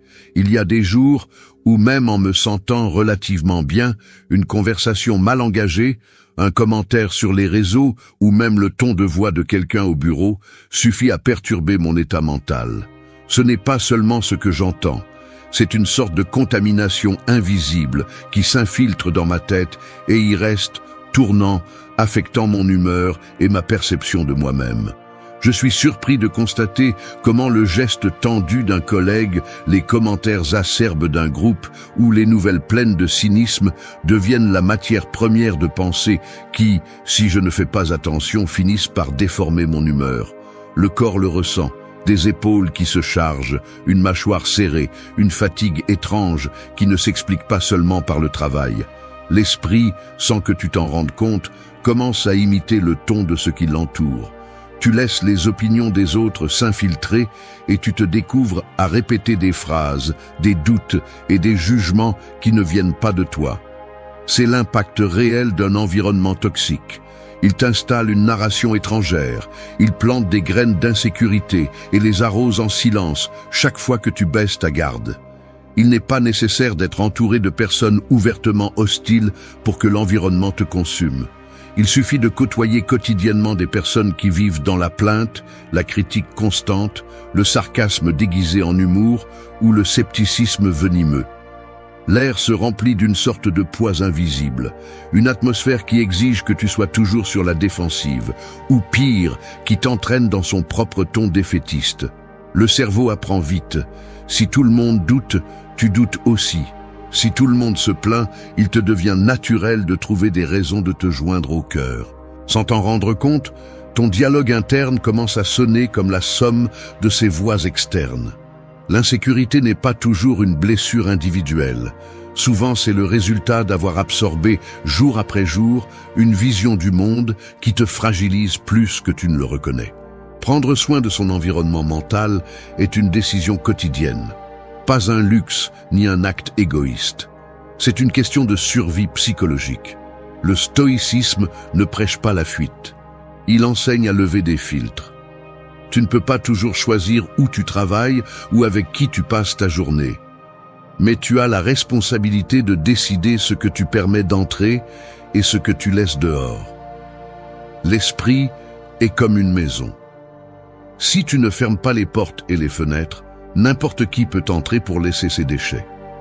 Protéger ton espace mental implique d'observer avec une brutalité honnête quelles conversations, quels environnements et quels contenus te fragilisent.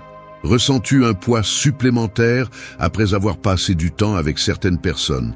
Remarques-tu comment ton humeur décline après avoir consommé certains types de nouvelles ou de réseaux? Ce n'est pas un hasard.